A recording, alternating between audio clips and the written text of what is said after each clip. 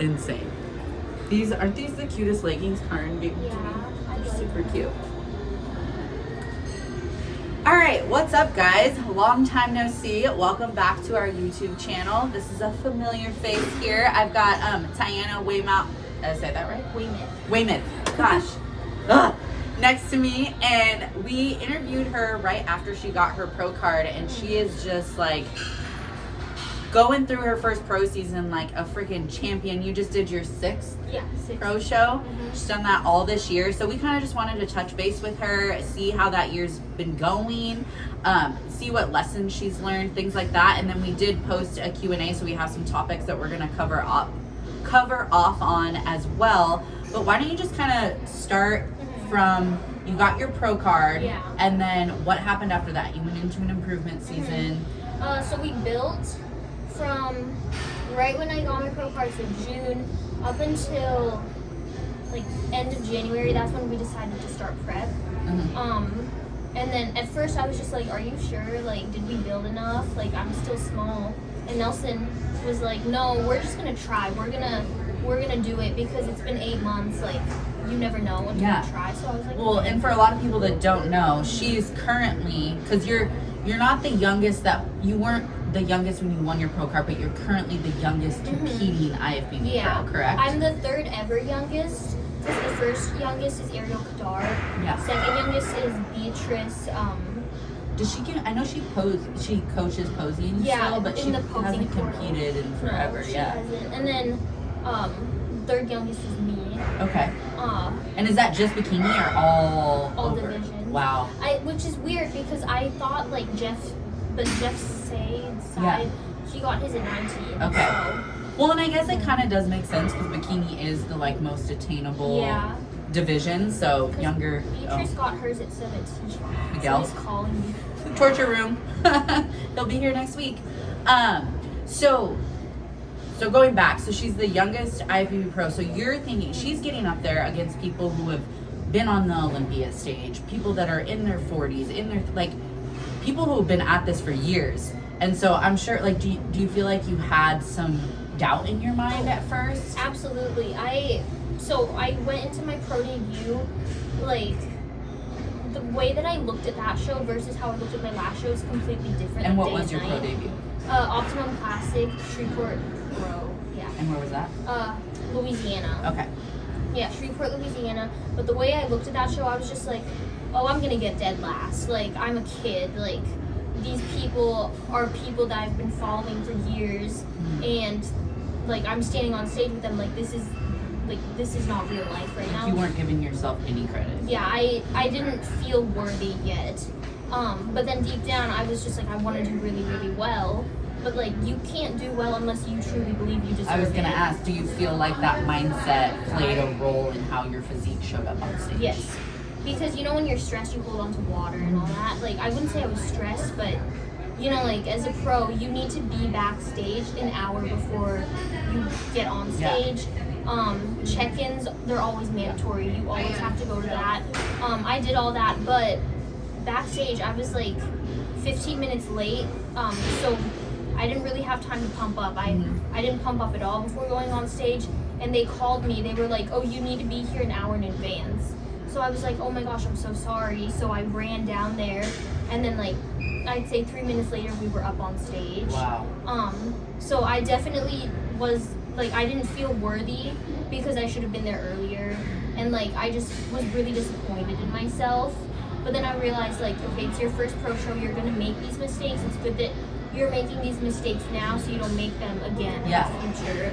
And I think that's a good way, like, even if you're not like an IFBB Pro watching this or a competitor, like, when you look at any circumstance, like, you may not necessarily win, but if you learn something and you take learning from that circumstance, you do win in a way because you can take that forward. And do you feel like each show you've taken something different from it? I'll show you. It's kind of cool. It's a note thing that I make. It's when you post these on your story sometimes, right? It's from the first show, like, and I journal after every single show.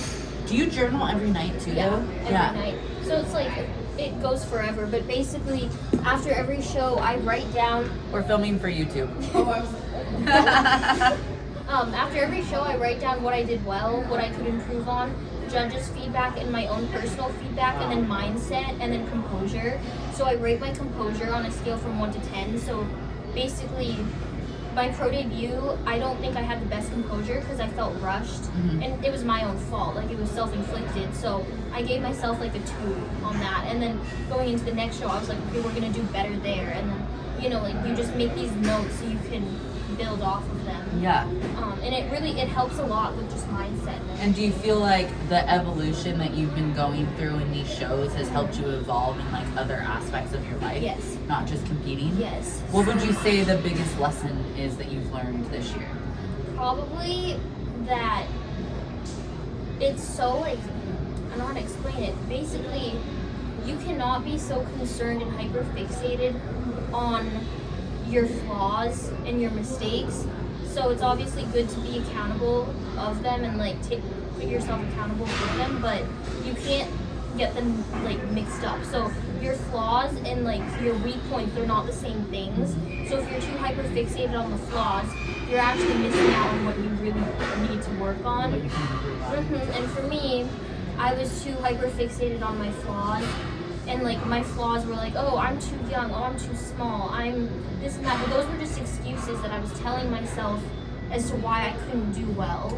And I feel like flaws too are usually like, I'm gonna say like probably lies that we tell ourselves. It's what we see as our downside, but other people probably don't see that at all. Weaknesses, on the other hand, are things like in that specific, like in bikini, these are your weaknesses, and that's like the judge's feedback. Exactly, because like for the longest time, I'd say after my first and second shows, so my first show I did pretty well actually. I got 8th, and my goal was to place top 10. So I did it. Yeah, and I was very happy about that. But then my second show, and this is what a lot of people assume, like, because you see a lot of bikini competitors go and compete, and you'll see them in like the top 10, top 5 range, and then it's kind of like up and down, but you'd think that you'd be on a streak, like you continue to improve, but just because you improve physically doesn't mean your placing improves. Yeah, so, because it's all a matter of who shows up. Exactly, and based on who shows up, the judges are going to judge you based on who's next to you. So it's like, if there are more like bigger framed girls at that show and I'm small, I'm going to be dwarfed on stage. Yeah. It's just how it is. So my second show, which was Nevada State, I got 3rd call-outs, and that was the first time in my like competing career where I had like got last call-outs. Well, you guys tried a more intense carb up that one, didn't you? Yeah, we did, and it was my fault because we had the option of doing oats or cream of rice, and like any smart competitor would know, you don't want any fibrous foods sitting in your stomach on show day. But I didn't have cream of rice, so I was like, I'm just gonna do the oats, and it just sat in my stomach. And my core control was terrible, and I just felt really bad on stage. And then like obviously the placing, I didn't do well at all, and I knew I didn't deserve to do well, so the placing didn't bother me, but it was the fact that I knew I could have done significantly better if I had fixed those mental things and the physical things. Well, and again, it's just you've learned each show, and it's stuff that you take with you. And I think if you learn something and you take it and you implement it, that's a win in itself. Like you didn't, you may have not got the placing you wanted, but again, like this is the thing. Like if you are aiming to compete, like it is a subjective sport. It is, and also your placing means absolutely nothing. Because, for instance, my 4th show, I got 3rd call-outs again. The week after that, I placed 3rd to Ashley Kaltwasser. Yeah, so like you never know what's going to happen. And that's why placing doesn't dictate if you're the best. It just dictates how you looked against all the other people. So you can't, like for me, I just had to get over myself. I had to tell myself like, okay, this doesn't mean anything. Like get over yourself and move on. Take what you got from this show and go back to the drawing board and do better, and just push yourself 10% each and every day. Yeah, and one of the questions we got is like, what keeps you going at a low point? So I'm sure like that first show, that may have been a low point for you, or not placing the best, that's a low point. But what keeps you going? Is it like the drive to want to like improve yourself from that low point, or what keeps you going mentally? So for me, the pursuit of bodybuilding in general, like you better yourself as a person in prep. Like, you learn more and more about yourself every prep. So my ultimate goal was just, I lived with the motivation of wanting to make an impact in other people's lives. So I knew, like, okay, just because you didn't place well, does that impact anybody negatively? No, because you're still putting your best foot forward and you're still trying to help other people. So the main thing that I focused on was, what's that goal? And there's really only one goal, and that's to be the best version of yourself and help other people and, like, just lift other people around you. So I just focused on that. And I think, like, I mean, I look up to her as a 19-year-old, like, just like, and the thing is, like, no one, like, again, the placing, I've never thought, like, oh, I look up to her because you got your pro card, or because it's the tenacity and, like, the work ethic I see you put in every day. And just, like, the relentlessness. Some of my clients, sometimes when you're going hard and you start your crying, they'll, like, look at you, like, so concerned. I'm like, she's fine. Yeah. she's fine.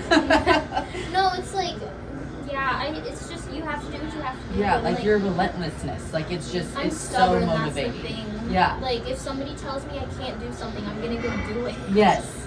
And I'd say, too, like, it's almost like for that, on those low points, like, it has to be an internal motivator that, like, keeps you going. And just remember that, like, those low points, they're temporary. Exactly. Like, you're gonna get, like, life goes in a circle. So, like, when you're down, you're gonna come back up, and no one gets through life without those low points. Yeah, like, exactly. And then also, like, you can't rely on motivation, and you have to take emotion out of the equation. Like, today, after school, I was drained, I was tired, I've been up since like 5. I didn't want to pose, but I still posed, because it's like, it's inevitable. Like, you have to do it. Whether you want to that day or not, you're gonna feel better afterwards. Yeah. So you just and I think you can take things that you learn in bodybuilding and, like, the discipline and the regimen and the schedule, you can take that and better your life in so many things. Like, I'm sure it helps you with school and studying and just, like, being so structured.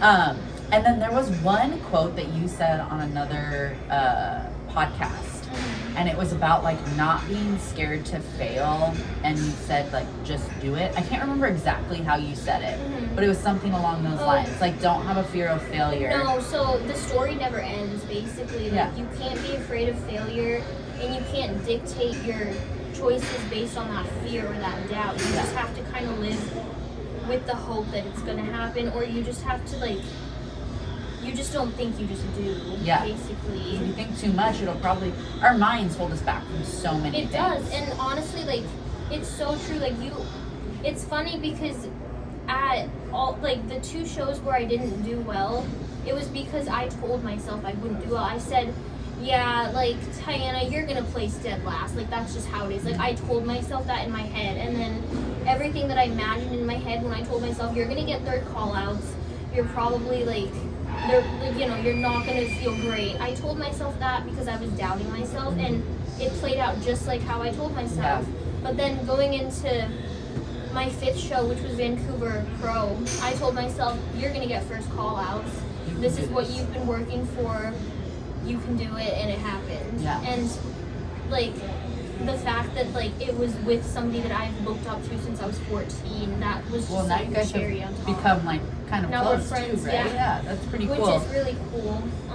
Well, and it just shows too, and it's funny because we just talked about this at church last Sunday, but, like, you have to control the 6 inches between your ears, because like, it impacts so much of what happens, like, externally, internally, how your body performs, how your body responds.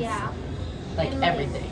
Wherever the mind goes, the body follows. 100%. I know a famous bodybuilder said that, but I forgot his name. I think it was Dorian Yates? Yeah, I think he said that. But it's so true, because whatever you put in your mind is going to come out 100%. That way. So what are your plans? So I don't know if you're announcing when the season's ending or if you even know, but your next show, it's coming up? Yes, in less than 3 weeks now. Yeah. And it's Legion. Are you talking about it? Okay. Yeah. And that's in Reno, right? Okay. And then, because I know school's getting started and stuff like that, do you think you're going to keep going, or are you just... So this is, like, I think it's the last, like, qualifier, But just because it's the last qualifier doesn't mean I'm treating it like it's the last opportunity. Like, I'm taking it very seriously, but I also know that it's not the end. So whatever happens at this show, we're going to take what we get and we're gonna improve and grow from it. So you guys just going like show by show? Yeah, basically. My big thing that I've learned about this season is not to look ahead. So for me, doing all those other shows prior to like my most recent shows, I'd always look ahead. I'd be like, okay, so I want to do this show after this show before the current show even happened. Yeah, and that's because what if they told you like, oh, you should probably end your season, exactly. like you need to grow now. And that was a big like flaw of mine for sure. I just looked ahead and like I should have been more present in certain moments, and I've learned a lot from that. So now it's like I take it one show at a time, feedback like one judge at a time, and just listening to Nelson. And if Nelson says, hey, like, let's call it, let's improve for next season, I will always listen to him. Trust in him. And that talks too is like, make sure you trust the person that's guiding you. Exactly. So you can just remove that stress too. I know. It's so cute. Okay, so let's get into, because I've got about 15 minutes left, let's get into the questions.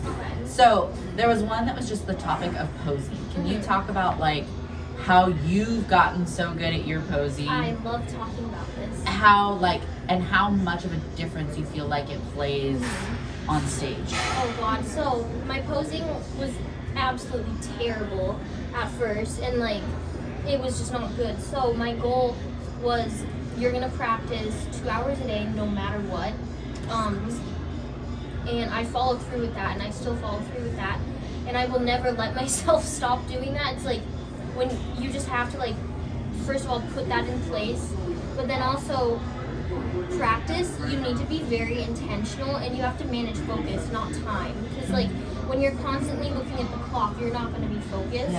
And you also have to break it up. So for me, I put a timer on my phone for 25 minutes, and I do front to back transitions, front to back walks, 5 times on each side of like the room. So I'll do it in the middle, on the side, on the other side, and I'll like practice call outs, this and that, for 25 minutes straight, no stopping, just to get like the posing conditioning in. And then after that, I'll go through my routine 6 times, from both sides of the stage, just so I can be accustomed to both sides. And then after that, I hold my front pose for 6 minutes, and then I'll do like a few more rounds, and then I'm done. So it takes about an hour. You hold it for 6 minutes straight? Because on stage, they keep you up there for so long, so it's like you have to condition yourself. Yeah, especially I feel like that's a big difference with pros, because like when you're still at the NPC level and like nationals, you have so many athletes they need to get through. Yeah. They're kind of like, if you don't catch their attention, like you're done. You don't got the time. Exactly. And yeah, so that's like how I structure my practice, and I do that twice a day. In the morning, fasted during check-ins, and then after my workout. So it's like 2 hours a day. And then also like not just going through the motions, but actually understanding how each pose should feel. Because for the longest time, I would pose in the mirror, and I would like fidget around in my front pose and like try to perfect it. But you really have to like lock in those movements and understand how they make you feel, and like how to get into them. What about practicing without a mirror? So what I do is I take my ring light and my phone, and I just practice in front of that, and then I try to feel out the movement, and then I'll like stop the video, and I'll look at the video, and I'll like analyze, how did I hit my front pose, okay, how did this feel, and then I'll program it in my brain, and I'll do it over and over again. And that, I feel like that was like a hard lesson that I learned at USA's, because like I've hit my front pose a cajillion times, but I think like I hadn't gotten it so like in my head of how it was supposed to feel, that when I posed differently, because I was so focused on one set of feedback that it made me pose differently in my front pose, that I didn't even know that it was happening, because I didn't have that feeling like dug into my head. And it's funny because I didn't have that feeling until my last 3 shows, because the adrenaline on stage, the nerves, everything, you kind of forget about so many things. You forget about core control, you forget about foot placement. You like black out sometimes. Yeah, and that's what happened for the first 3 shows that I did. I just let it out. Like, it was, and I was shaking. Like, it's...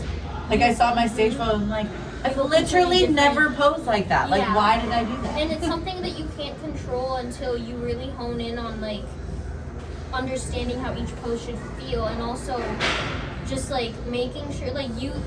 Sometimes when you practice in the mirror, and this isn't to say don't practice in the mirror, because I still practice in the mirror for my second session of the day, but sometimes when you're practicing in the mirror and you're doing like a transition and your head's like positioned a certain way, it looks completely different on stage. So sometimes you think it looks cool to look down because of like the sass or like the, you know, the personality flair.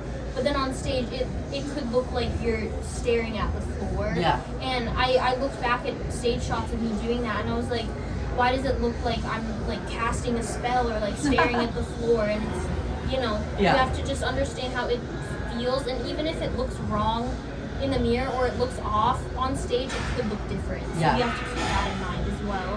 That's why I really recommend like working with the posing coach if you can, or just like posing with other people at the gym, so you can get a second pair of eyes and like a second opinion as well. Do you do posing coaching? I actually started taking on posing clients, but I only have a few right now just because I don't. If people are interested, do they just message you on Instagram? Okay. But I don't know. A part of me is still like, do I really like feel worthy of teaching people how to pose just because? Have you seen your posing? It's come a long way for sure, but like one thing I'm working on is just having more confidence in like my ability to provide service for other people and all that. Sure. And then another topic we got was nutrition. So if you had like one nutrition piece of advice, what would it be? Don't chug water after a meal. It stretches out your stomach. Yeah. It also impacts digestion. It does. It to drink while you're eating too. And then I think one thing that I have is like, especially for women, is I guarantee you're probably not eating enough. So like if you feel like you're constantly dieting and you're not seeing results, try upping your food and see what your body does. And like to just like emphasize that a little bit more, after my first show was like the softest that I was, and we increased it after that because my body was depleted for so long. Yeah. And I kept getting leaner and leaner. Still like got fucking spider veins over here. You can't really see them on the camera, but yeah, like my food right now is the highest it's ever been. In prep. In prep, and then like it's not far from my off-season diet either. Crazy. It's crazy how your body adapts and changes, and like it metabolizes things, and you can also grow in prep too, which is really cool. Like we've been able to grow and like put on 2 pounds. Once it's strategic, you can do. But nutrition, like I think the biggest mistake that people make is they're not eating enough. Exactly, or they're scared of carbs. Like don't be scared of carbs. I was that girl. I was like only focused on protein, and like I would eat like 200 grams of protein, and like I wouldn't eat carbs. That doesn't do you any good, and like too much protein tax your is body. Not good. Tax your kidneys. Liver. Yeah, exactly. Yeah. Okay, I think those were the topics I had. Did you have any other ones? Yes, I had somebody, this was for you, ask you about being a business owner, a coach, and a competitor. Like, how do you balance all that and still have, like, time to just, like, unravel every day? Do I have time to unravel? I don't think you do, honestly. I mean, it's honestly, like, it's just about, like, anything like you. Like, she's in school, she's prepping, she's, like, you've got shit going on, I've got shit going on, everybody does it. And so it's all about, like, time blocking. And obviously, like, I am very lucky that my career, prep, and business all take place in the same spot. Yeah. So I'm able to do that. But, like, I am working, like, right now I work, like, probably, like, 7 in the morning till 8 at night. But I'm not constantly working. I'll take, like, a 3-hour break for, like, my own training. I'll take a break here and there. But it's stuff that I enjoy. Exactly. So, like, when you find something that you're super passionate about and you can make it a career, like, it's such a blessing to me. But I do have to be, we were just talking about this, I do have to be really in tune with my body and know when I'm doing a little too much and I'm stressing myself a little too thin. And I've had to get a little bit better about saying no and prioritizing things. And I was just telling her that, like, I actually just took this last week off of lifting because my body just felt run down, and like I know that I needed just a rest in order to, like, keep pushing through my own prep. And I think that's what a lot of women think, and a lot of people think, that, like, oh, if your body's not responding, I need to, like, push harder. And sometimes, yes, that is the case, but there are some times too where, like, pulling back is maybe something you need to take a step back for just a little bit, give your body a little reset. Yeah, and like for me, because I went through posing burnout where I was practicing for 3 hours a day, and it was not sustainable. Like, it's not normal to do that for 3 hours a day when you're like, for the final hour, like you're probably not even focused or hitting them correctly because you're so tired. And like, I just had to take a step back and restructure everything and tell myself, okay, you can't keep posing for 3 hours. You have to cut that down and be more efficient. So it's like just knowing when enough is enough. Well, and I'm sure when you do this too, like my freaking phone calendar, like I have meeting reminders for things that like, it's not a meeting, but like I set my training as a meeting. I set my meals as a meeting. I set my posing as a meeting. Along with like my in-person clients, I set desk time as a meeting. So like my day is blocked out in my calendar as if, even though half the time I'm not meeting with someone else, but it's just so I can follow that structure. And that structure is not the same from day to day because it's going to depend when I have in-person clients, when I have appointments, because like I still got to go get body work done. I got to go like to the doctor. I have a dog. Like, so it's time blocking your day and just being smart and I also try to make the most out of the times like that I have. So like, when I'm doing cardio, I can do client check-ins on my phone. When I'm making breakfast or times in the morning, that's the times where I can like listen to the podcast, like bring different, like listen to educational tools, listen to classes. Like I'm usually doing more than one thing at once. Same here. No, like, I feel like breakfast, like the first meal of the day, that's like everybody's therapy because it's like the calm before the storm of the day. Oh, my mornings are my favorite. Like I get up like 2 hours before Jeff gets up. I just have the dog downstairs. We've like worked on training him so he knows that like that time is like his place time. So he just like lays down, he chills. I make the food, get all the food ready for the day. I have a podcast playing. I journal, I read, and then I start my client check-ins, and that's just like, it's therapy. Yeah. I love it. You also got another calendar reminder. Yes, and that's to train Gracie. I have a client.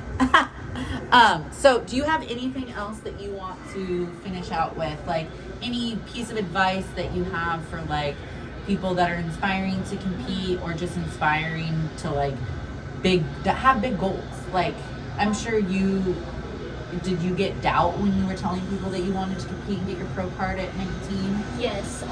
Or you were 18? I was 18, yeah. Basically, when you play with fear, like it's good to have that fear. If you do anything with fear, it's fine. But if you do anything with doubt, that's not fine because when you have the doubt, you're gonna play to lose, basically. So whatever you're scared of, just don't be afraid of taking a risk. Like for me, I almost dropped out of the Vancouver Pro Show because of I was just like, I don't deserve to be next to her. Yeah. Like she's 3-time Miss Bikini Olympia and I'm a 19-year-old college student. Like I'm not worthy. And then you were standing right next to her. Yeah, and then I restructured my brain and I was just like, okay, you are worthy. Like you're clearly not at her level, but you are worthy of being on stage. So whether you place dead last or not, you're still going to go up there and follow through because this is what you've been working towards since you were 14 years old. So why give up now? Yeah. So it's like, just think about where you started and how that person, like, however many years ago that was, like, think about how proud that person would be that you're living up to what they... Like where you are now. Yeah, exactly. Yeah, and I think we need to remember to clap for what we've done and not just be so focused on the next goal. Exactly, just like cherish every moment and enjoy the work.